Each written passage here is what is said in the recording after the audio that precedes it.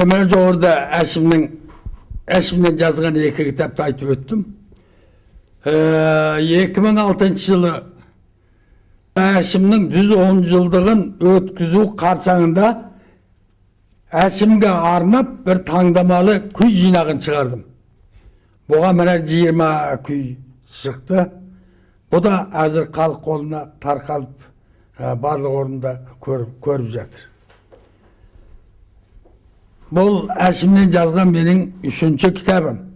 1984 жылы облыстың 50 жылдығына арнап облыстық мәдениет мекемесі бір кітап шығаратын болды.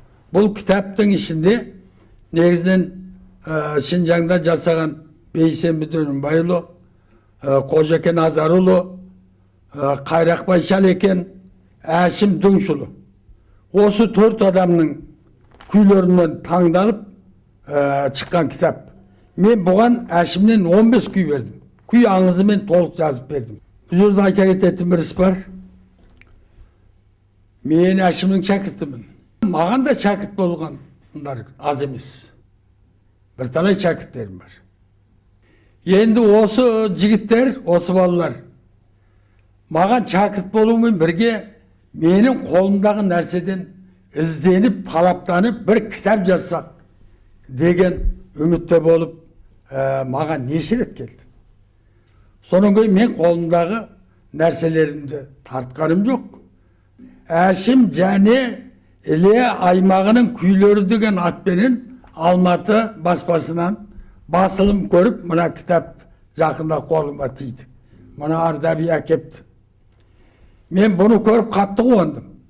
Өйткені мен қаншалық істеймін. Менің ұрпақтарым жалғап кетсе, бұл халыққа да пайдалы емес пе деген қуаныш пайда болды. Оның кейінгі бір қуанғаным, Әшім ұстаз маған. Осы ұстазымның сонау қазақ жерінде, Қазақстанда, Алматыда басылым көріп Әшім атыменен осы кітаптың шығуының өзі маған да және үлкен бір мақтаныш. Үлкен бір мақтаныш, үлкен бір қуаныш болды. Бұл кітапты негізі ие болып, автор болып істеген Мұрат Әбуғазы менен Ардаби Мәулетұлы. Мен бұл жігіттерге рахмет айтамын. Өзіңіз айтып отырғандай, мына Әшімнің және осы біздің мына Іле аймағының күйшілерінің бір кітабы шығыпты деп отырсыз. Бұл расында да бір қуанарлық жағдай екен. Енді осы кітаптың жарық көруі жайлы айтып өссең, Ардаби, өйткені осы кітапты құрастыру жұмысында 2 автордың бірі өзің екенсің. Рахмет. Енді бұл Әшім және Іле аймағының күйлері деген кітапты Мұрат Әбуғазы ағайымменен менің авторлығымда шықты. Айта кетуге тиістіміз. Бұл дәстүр деген не? Дәстүр деген қаймағын бұзбай алып келу, яғни былай айтқанда. Қаймағын бұзбай алып келген тартылу үлгісі, стилі. Бұл нағыз дәстүр болады. Ал Әшім бабамыздың күйлерін қаймағын бұзбай осы күнге алып келген осы Камал Махай атамыз міне. Нағыз дәстүр бұл кісіде, тартылу стилі барлық мәнері сақталған. Ал бұл кітаптың бірден бір құндылығын алып айтсақ, бұл осы кісінің өзінің қолмен орындалуынан нотаға түсірілді. Бұл нағыз түп нұсқа, былай айтқанда. Бұл осы құндылығыменен кейінгі жас домбырашыларға да, үлкен жаңағы өнерсүйер қауымға да, үлкен домбырашыларға да Әшім туралы күй орындалатын болса, Әшімнің күйлері орындалатын болса, осы кітаптағы түп нұсқа бойынша орындалады. Енді осы кітап жаңағы Рамазан айында жарық көрді. Қасиетті айттың бірінші күнде тұсаукесері болып өтті Алматыда, Чайковский атындағы өзіміздің музыкалық оқу орнында үлкен тұсаукесер болып өтті. Бұл кітаптың алғы сөзін жазған белгілі жазушы, үлкен романдар жазған жазушылар одағының мүшесі Жәннат Ахмади ағамыз болды. Сонымен қатар тарих ғылымдарының докторы, Әл-Фараби атындағы Қазақ ұлттық университетінің халықаралық қатынастарының профессоры Нәбижан Мұхамедханұлы ағамыз, Тұрсын Әлі деген жазушы ағаларымыз болып өтті. Белгілі күйшілер өзімізде өнерсүйер қауым болып қатысып, үлкен жоғары бағаларын берді бұған. Үлкен бұл оқыту процесіндегі үлкен методикалық оқу құралы деп бағалады бұны. Өте сапалы сондай шыққан. Сонымен қатар консерваторияда мына Құрманғазы атындағы қазақ ұлттық консерваториясында биыл осы жақында болып өтті. Сол тұсаукесерден кейін қалғаны кафедрасының құрылғандығының 20 жылдық конференциясы, үлкен жиналысы болып өтті. Бұған өзіміздің Шинжаң қазақтарынан Бағдат Естемес композитор ағамыз да болып қатысты. Сол конференцияда зерттеу жұмысымен барған ғой. Қаршық Ахмедияров, Нұрғиса Тілендиевтің көзін көріп, қасында бірге төл шәкірті болған Қошқарбек Тасбергенов ағамыз қатарлы үлкен домбырашылар, күйші кісілер қатысып, біздің қолымызды алып, мына үлкен еңбектеп жоғары бағалап, бұны мына консерваторияның емтихан программасына енгізу, бұны студенттер міндетті түрде орындау керек деп үлкен алғыстарын білдіріп осындай бағаладен бұл кітап.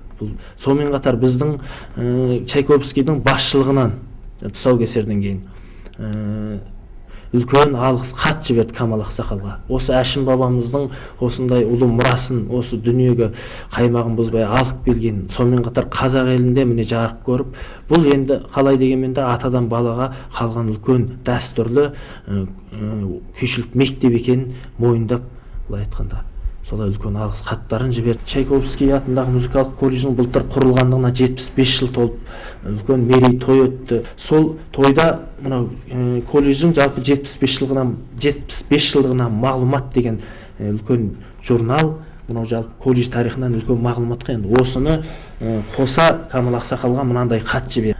Оқып берейін. Алыстағы қандасымыз Камал ағаға 76 жыл тарихы бар Алматы қаласындағы Петр Ильич Чайковский атындағы музыкалық колледжден ізгі ниетпен ұсынамын.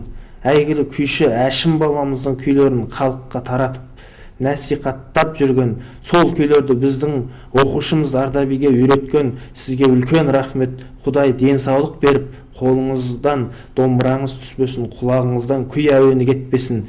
Күлсара Тахан қызы Ізділеуова, директордың оқу тәрбие жұмысы жөніндегі орынбасары, Қазақстан Республикасының еңбек сіңірген артисі, Қазақстан Республикасының білім саласының үздігі. Бұл біздің басшылықтың үлкен келген алғыс хат еді. Камал Ақсақал, өзіңізге табыс етеміз, қабыл алыңыз. Рахмет. Ардаби балам алыстан келген қымбатты сөздерімен айтылған хатты маған тапсырдың. Мен сол хат жазған, сәлем айтқан Гүлсара Тақан қызына үлкен рахметімді айтамын. Және Мұрат Әбуғазы, Ардаби, Мәулет сияқты өнерпаздарды тәрбиелеген Чайковскийдің ұлағатты ұстазы Қалдыгүл Рақышеваға да үлкен рахметімді айтам, сәлем айтам, жеткізіп қоясың. Бағанан бергі әңгімемізде осы қазақтың күйшілік дәстүрі, күй өнері жайлы болып жатыр. Сонымен бірге мына атадан балаға жалғасып келе жатқан, мына қалдың құратпай келе жатқан мына күйшілік дәстүрді сонау Әшімнен сіз алып, сізден Ардаби алып дегендей міне өстіп бір-бірінен кетіп бара жатқан мынау жалғастықты, дәстүр жалғастығын ешқашан өстіп бұзбай мәңгіге ары қарай ұрпақтан ұрпаққа жалғай беруін біз де тілер едік. Бүгінгі әңгімелеріңізге рахмет. Құрметті көрермен, қолымыздан домбырамыз түспеген халық екеніміз рас болса, біздің қазақтың күйшілік өнері, күйшілік дәстүрі де атадан балаға жалғаса береді деп сенеміз. Бүгінгі беріліміміз осымен аяқтады. Сау, саламат болыңыздар.